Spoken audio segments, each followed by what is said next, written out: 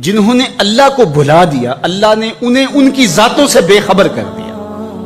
انہیں اپنے نفع نقصان کا علم نہ رہا، انہیں پتہ ہی نہ رہا کہ ہماری زندگی کا مقصد کیا ہے، مقصود حیات کیا ہے.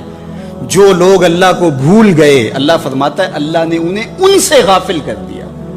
اللہ جب کسی سے ناراض ہوتا ہے تو ہدایت چھین لیتا ہے. اسی لیے ہمیں ہر روز ہر نماز کی ہر رکعت میں ہدایت مانگنی ہوتی ہے. اہدنا الصراط المستقیم. ہر روز مانگتے ہیں، ہر نماز میں مانگتے ہیں، ہر رکعت میں مانگتے ہیں، اللہ ہمیں ہدایت پہ گامزن رکھے. اللہ جب کسی سے ناراض ہوتا ہے تو ہدایت کے دیے بجھ جاتے ہیں، چراغ ہدایت بجھا دیے جاتے ہیں، اندھیروں میں بھٹکنے لگتا ہے. شیطان اس کو دھوکے میں مبتلا کر دیتا ہے، اسی زندگی کو مقصود زندگی سمجھ لیتا ہے، اس سراب کو آب حیات سمجھ لیتا ہے، اور ساری زندگی بھٹکتے بھٹکتے ایک دن اچانک جب سامنے موت آتی ہے تو پھر آنکھیں کھلتی ہیں، لیکن پھر پچھتانے کا کیا فائدہ. تو کہا جو لوگ اللہ سے غافل ہو جاتے ہیں اللہ جل شانہ انہیں ان کی ذاتوں سے بے خبر کر دیتا ہے. وہ خود آشنا بھی نہیں رہتے.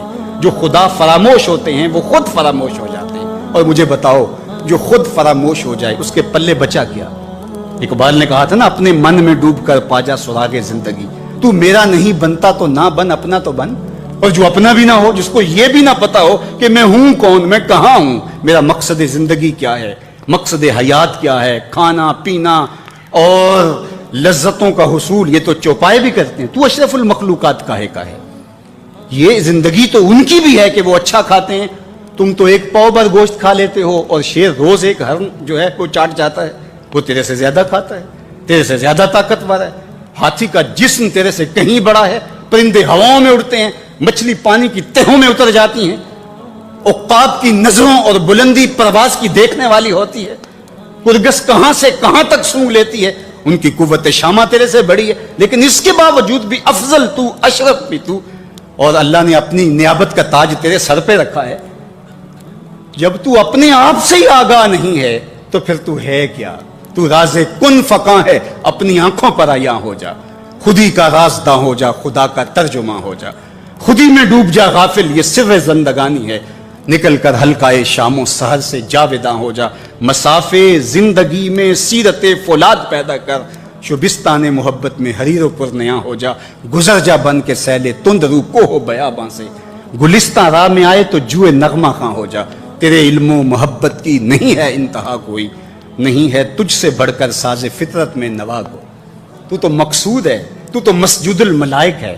فرشتوں کی پیشانی تیرے حضور جھکی ہے. تو اپنے آپ سے آشنا ہی نہیں ہے. تجھے پتہ ہی نہیں کہ تو کون ہے. تجھے آگہی نہیں رہی کہ تو ہے کون، تیری ذات کیا ہے. فرشتے سلامیاں دیں، فرشتوں کی پیشانیاں جھکیں. تو دیکھ تو کھڑا کہاں ہے، کانپتا ہے دل تیرا.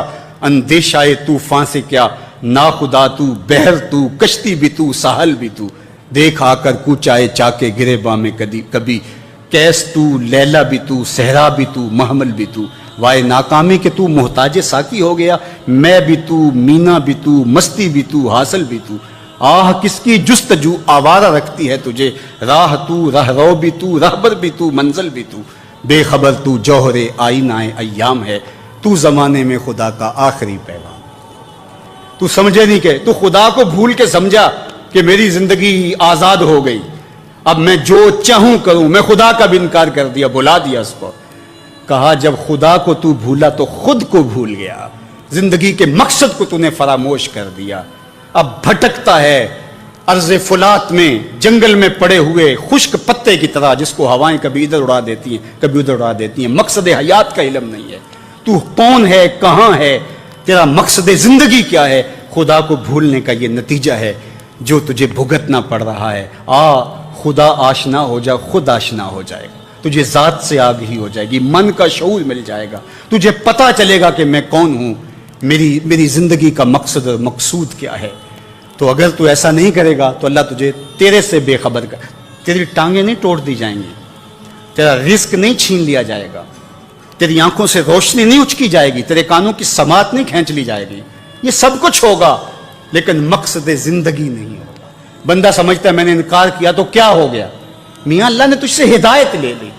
کسی زمانے میں ایک شخص نے عیسائیت قبول کر لی اسلام چھوڑ کے.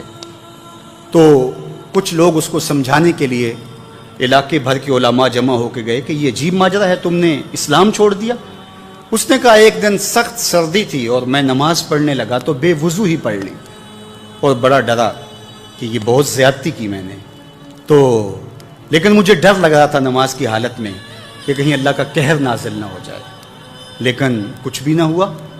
پھر ایک دن میرے پہ غسل واجب تھا اور میں نے اس حالت کے اندر نماز پڑھ لی، اور اس دن میں پھر ڈرا کہ یار زیادتی کی ہے تم نے، اللہ کا قہر آج ضرور نازل ہوگا، لیکن سلام پھرا، میں معمول کی زندگی گزارنے لگا۔ میں نے کہا اسلام تو دین ہی سچا نہیں ہے، میں اتنی توہین کی ہے، اتنی تذلیل کی ہے اس دین کی، لیکن مجھے کچھ نہیں ہوا، تو میں نے چھوڑ دیا اسلام کو۔ تو علماء نے کہا تو کہتا ہے مجھے کچھ نہیں ہوا، اللہ نے تجھ سے دین چھین لیا، تجھ سے دین چھین لیا، تیرے پلے رہا کیا؟ فَأَنْسَاهُمْ أَنفُسَهُمْ أُولَٰئِكَ هُمُ الْفَاسِقُونَ، کہا یہ بے حکم ہیں، نافرمان ہیں، جو اللہ کو بھلا دیں، اللہ کو فراموش کر دیں، یہ فاسق لوگ ہیں۔ لا يستوی اصحاب النار واصحاب الجنہ، اہل جنت اور اہل دوزخ برابر نہیں ہو سکتے۔ ایسا نہیں ہوگا کہ ایک ساری زندگی بدکاریوں میں گزارے اور ایک نیکوکار اللہ کی رضا کی سائے میں زندگی بسر کرے اور قیامت کے دن ایک جگہ کھڑے کر دیے جائیں، ایسے نہیں ہوگا۔ افنجعل المسلمین کالمجرمین، اللہ فرماتا ہے ہم ماننے والوں کو اور مجرموں کو کیا ایک جیسا کریں گے؟ ایسا نہیں ہوگا۔ اللہ تعالیٰ جل شانہ انصاف بھی کرے گا۔ ہاں، جس کو 33% نمبر دے کے پاس کیا جاتا ہے اس کی پوزیشن نہیں ہوتی، اس کو پاس ضرور کر دیا جاتا ہے، چلو اس کو سٹار لگا کے پاس کر دو، پوزیشن انہی کی ہوتی ہے جنہوں نے محنت کی ہوتی ہے، رت جگہ کاٹے ہوتے ہیں۔